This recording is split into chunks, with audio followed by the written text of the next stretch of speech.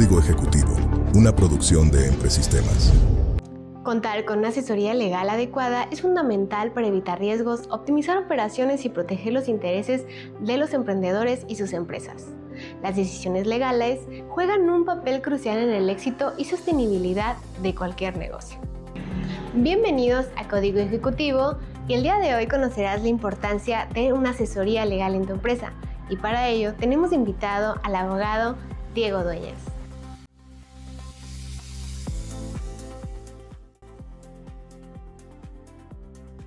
¿Qué tan importante es la asesoría jurídica para una empresa? Absolutamente importante.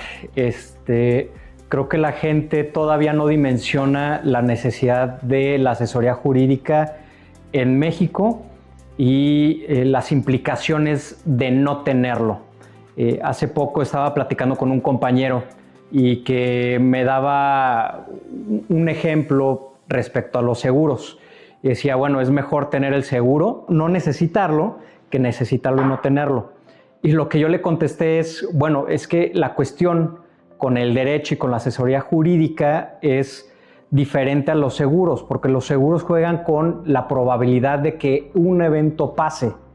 Puede que jamás llegue a pasar y aún así pagaste la prima, contrataste seguro y nunca aprovechaste de sus beneficios. Acá en México es garantía de que tarde o temprano vas a necesitar asesoría jurídica.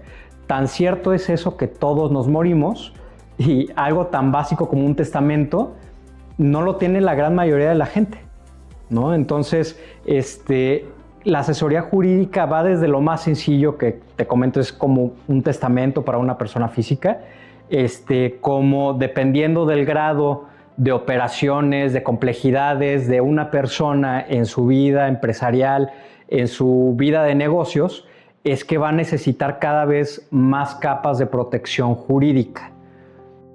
¿Cuáles son los principales riesgos para una empresa al no contar con una asesoría jurídica?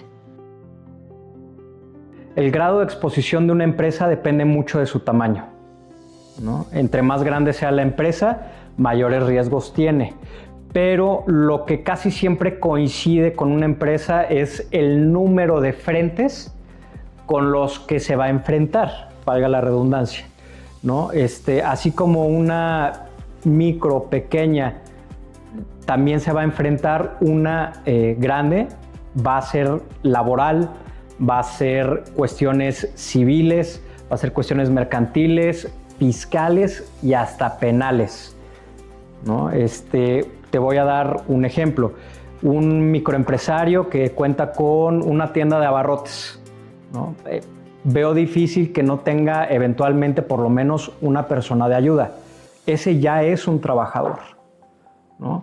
Y el que tenga este acuerdo verbal para el patrón, para él puede significarle que no necesita de nada más, ¿no? Sin embargo, el día de mañana, si le cae una caja al trabajador, se incapacita o incluso hasta puede llegar a tener un accidente de muerte, el mero hecho de no tener un contrato para este patrón que decía mi negocio de abarrotes no lo necesita, el día de mañana le va a representar una quiebra total y además hasta responsabilidades penales. ¿Qué tan importante es la estructura de un contrato?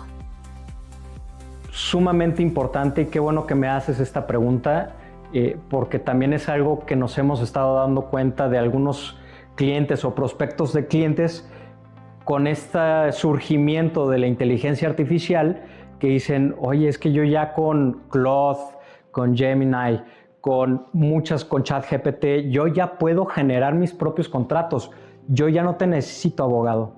Y no podrían estar más equivocados, porque aunque la inteligencia artificial es sumamente valiosa y hasta nosotros como abogados las utilizamos, no podemos dejar de contextualizar el negocio de cada una de estas personas, ¿no? Y es algo que no va a saber el empresario, con todo respeto, de cómo darle un prompt a esta inteligencia artificial de todos los factores con los cuales debemos de tomar en cuenta al momento de elaborar un contrato, ¿no? Porque si ingresas, necesito un contrato de suministro, te va a arrojar uno genérico y que no va a estar, por supuesto, nada estructurado hacia las necesidades de este personaje, ¿no? Entonces, un contrato va no nada más desde el clausulado, va desde las declaraciones y si hay antecedentes aún más importantes del por qué se llegó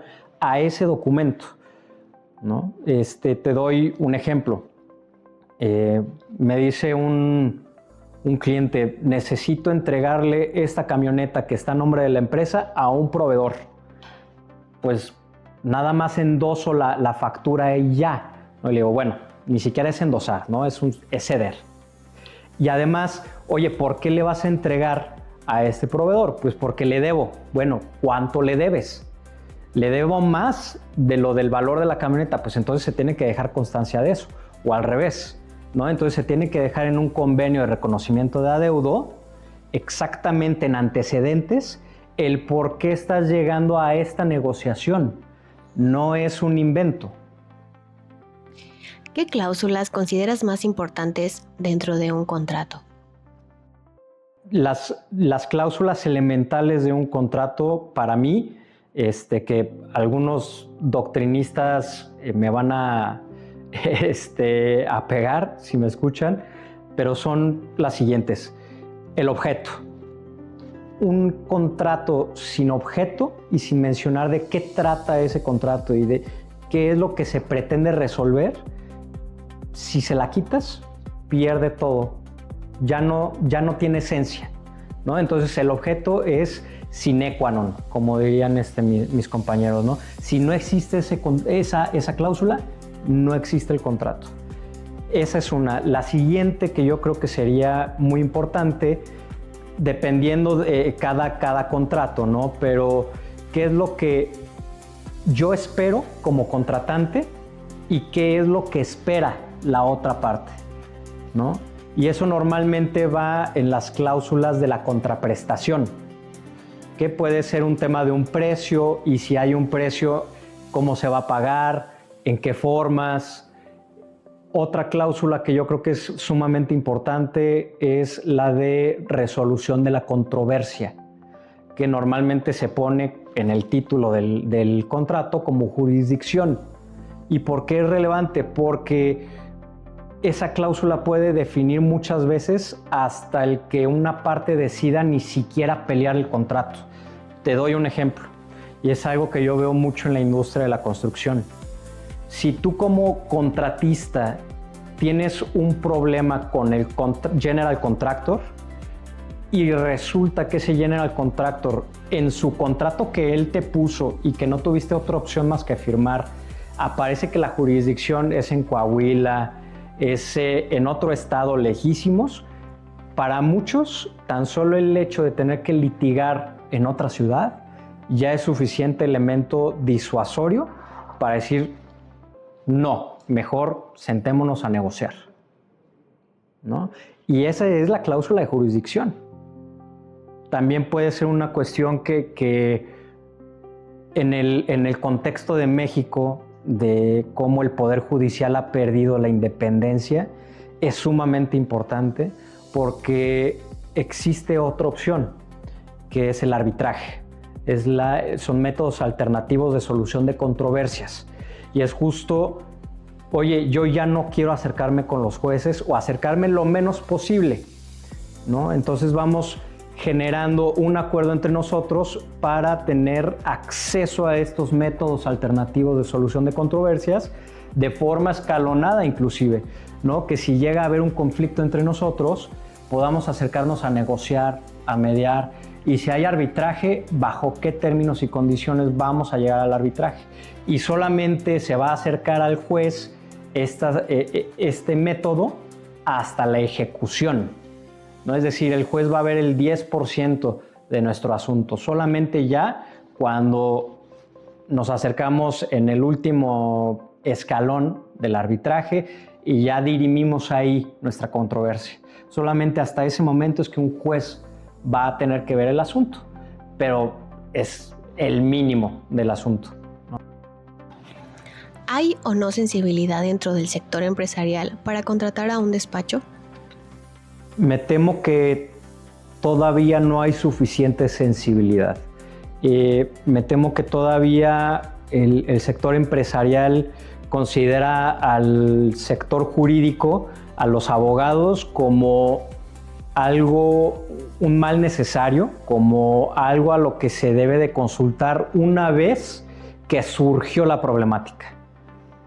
Cuando la gran mayoría de los conflictos, los abogados los podemos detectar a tiempo si nos contratan desde antes, ¿no? Y porque tenemos, por supuesto, esta consultoría debe ser preventiva.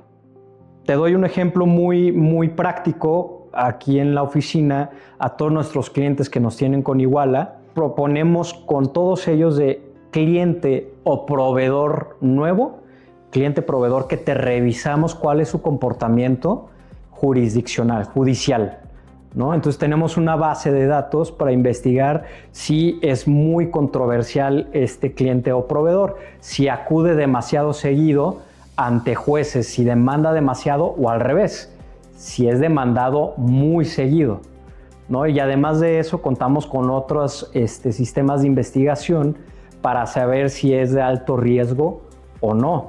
Y en este contexto también de México de prevención de lavado de dinero, que el día de mañana te cancelen tus cuentas, te las embarguen o te las congelen, y resulta que porque no hiciste la investigación de tu cliente o proveedor preventivamente y resulta que estaba en listas negras, pues definitivamente algo que te pudo haber evitado una bronca muy grande con una investigación de 15 minutos, te ocasionó ahora toda una disrupción en tu negocio.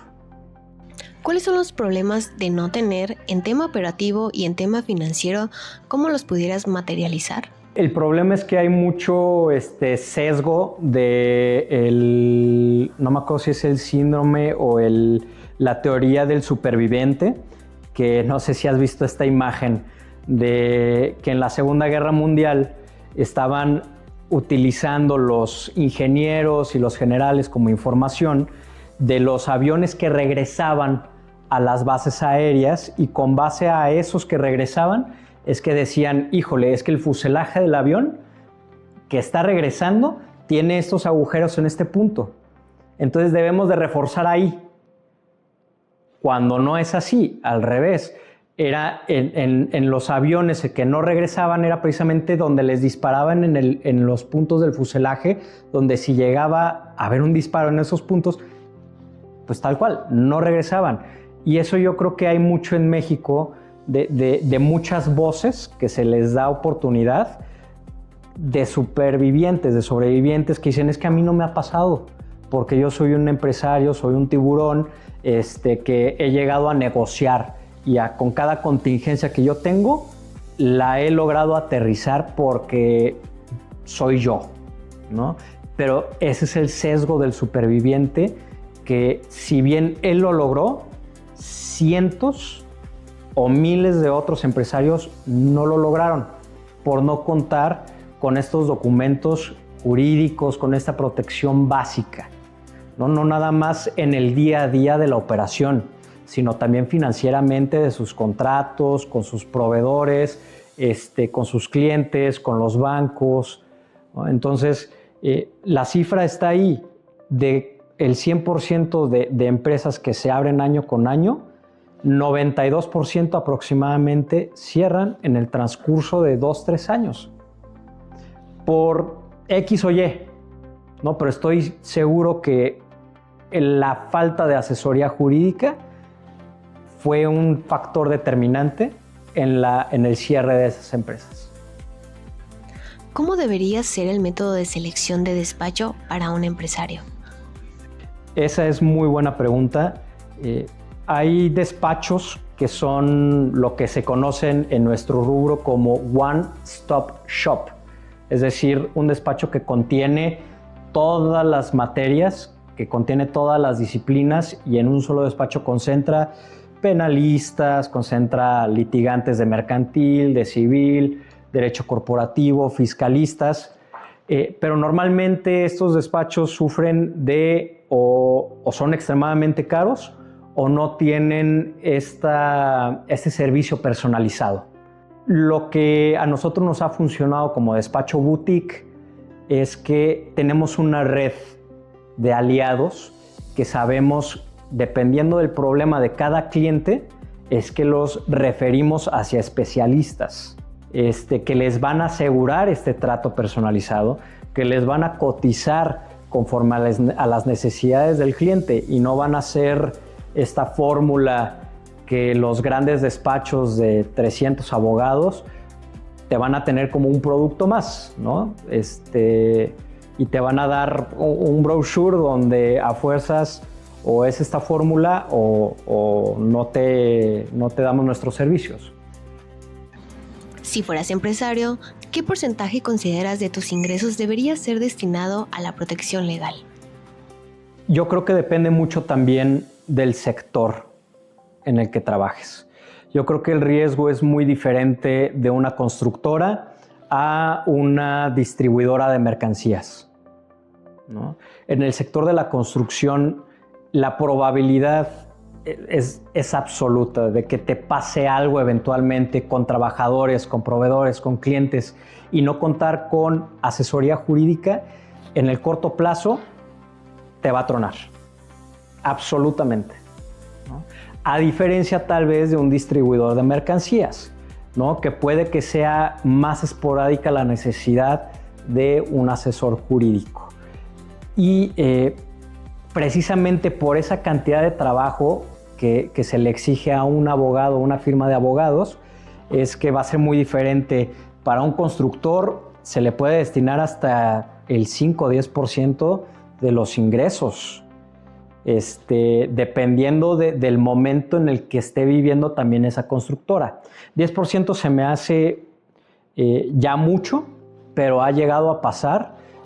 No me va a dejar mentir hasta Cementos Cruz Azul, que todo el mundo sabe el contexto que vivieron, y yo creo que hasta más del 10% en su momento le llegaron a destinar a la asesoría jurídica por estos últimos plazos que han vivido, ¿no? Pero de un día a día de lo que es para una constructora, no se me haría fuera de lugar una idea de que fuera aproximadamente un 2 a 5%, dependiendo del tamaño de la constructora.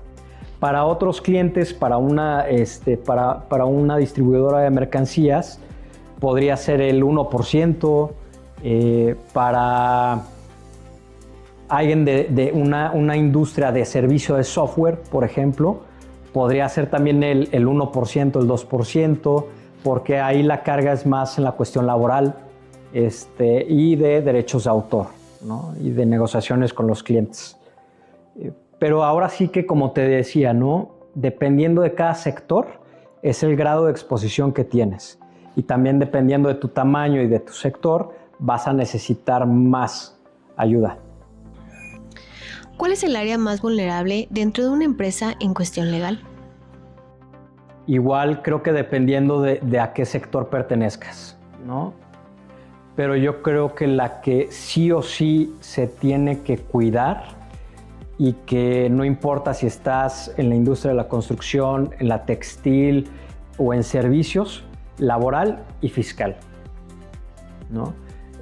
Porque si bien en la cuestión mercantil, con los clientes, con los proveedores, sí existe un margen de negociación para poder tener más acuerdos verbales y de que el empresario pueda estar, haciendo este salto de obstáculos con ellos, es muy diferente una contingencia laboral y una contingencia fiscal, donde las responsabilidades para el empresario pueden representarle cientos de miles de pesos hasta millones de pesos y cuestiones que pueden derivar hasta en responsabilidades penales, ¿no?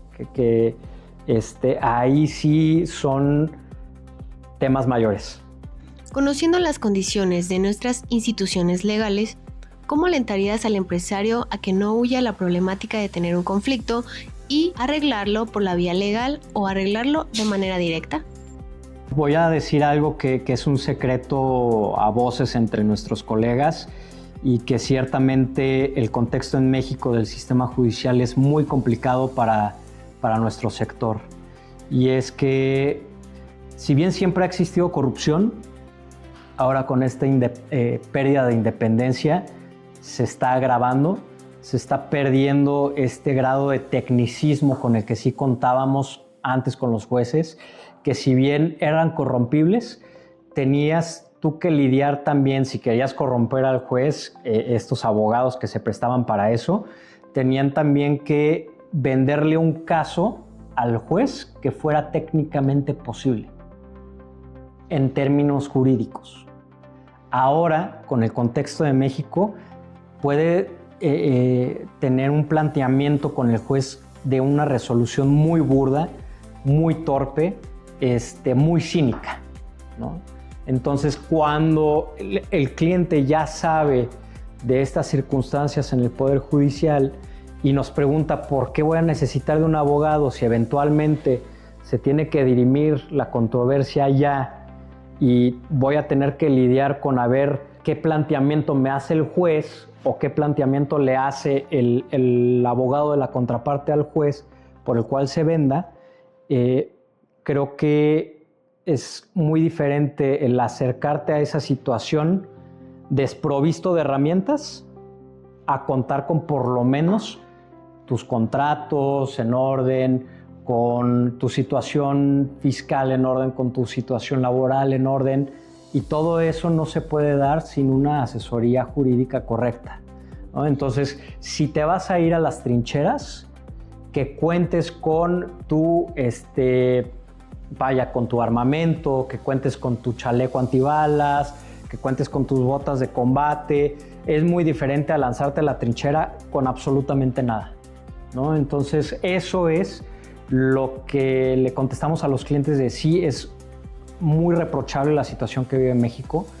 Lamentablemente hay más jueces que se están prestando para este juego. Los abogados con poca ética lo saben, pero hay que contar con un marco básico que te va a permitir tener un enfrentamiento muchísimo más justo si se llega a esa ocasión a no tener nada de eso. A pesar de esta reforma judicial, es que se está incrementando la resolución de los asuntos fuera del sistema judicial, con negociaciones, con arbitraje, y un arbitraje que inclusive hasta se llega al punto de no tener que ejecutarse el laudo, ¿no? Porque durante todo este proceso las partes se dan cuenta que es mejor arreglarse que llegar a negociar, que llegar a ser extorsionado por la mayoría de estos jueces. No son todos, todavía hay algunos que sobreviven. Sí hay esta mayor disposición por parte de los clientes de acercarse a negociar, porque saben que la otra opción es peor. ¿Cómo caricaturizarías a un abogado para el asesoramiento de una empresa? Lamentablemente, como te comentaba al principio, tenemos poca cultura de prevención en México y no hay este acercamiento con una asesoría jurídica preventiva. Es que el abogado es un regimiento de bomberos, ¿no? Es un equipo, es un squad de bomberos que ha tenido que estar apagando incendios en lugar de evaluar cada instalación y determinar estos son tus puntos de mayor riesgo de posible incendio, podemos solucionarlo de esta forma preventivamente, ¿no? Entonces, lamentablemente esa es la situación en México. Y esa es la cuestión que debe de valorar el cliente. No es lo mismo el tener que lidiar con el incendio y que ya estás pensando en tus pérdidas porque ya estás viendo las llamaradas, a lidiar con un consultor que te está diciendo dónde puede surgir la llamarada. ¿Qué significa realmente proteger tu empresa? Yo creo que antes que nada contar con un equipo de abogados que ven al cliente y a la empresa como si fuera propia, en donde hay un ejercicio muy consciente del abogado de ponerse en los zapatos del empresario y decir, yo no cumplo como abogado solamente al darte el contrato que tú me estás pidiendo. Yo te tengo que hacer más preguntas y hasta el grado de llegar a conocer tu negocio como tú mismo lo conoces. Porque quizás si no me estás planteando para el contrato que tú me estás pidiendo cosas que deberías de plantearte y que solamente si yo llego a conocer todos y cada uno de los factores que pueden rodear esa negociación es que ya te puedo sugerir más cuestiones de las que tú me estás pidiendo, ¿no? Entonces, primero que nada, contar con este tipo de asesoría, una asesoría personalizada que se preocupa por el empresario. ¿Qué consejo le darías a los empresarios y a emprendedores sobre la importancia de la asesoría jurídica? Documentar. Porque si bien puedes tener un muy buen socio, el hecho de que no te acuerdes si llega a pasar cualquier malentendido o si llega un punto en el cual hay que repartirse ganancias y no recuerdan la negociación inicial, tan solo ese hecho puede romper con todo, ¿no? Entonces, eso sería mi primer consejo con cualquier empresario, siempre hay que documentar. ¿Un último consejo? De que no hay que perder la esperanza. Estoy seguro que lo que vivimos en México es un periodo muy desafortunado, pero lamentablemente necesario, ¿no? Porque teníamos que llegar a tocar fondo para poder llegar a ver hacia arriba. Es absolutamente necesario que para poder voltear hacia arriba y escalar hacia arriba se cuente con el servicio de los abogados, ¿no? Que nos dejen de ver como un mal necesario y más como unos aliados, ¿no? Como esta asesoría que sin ella el microempresario probablemente, muy probablemente no va a poder llegar a ser pequeño empresario. Y el pequeño empresario no va a poder llegar a ser grande empresario.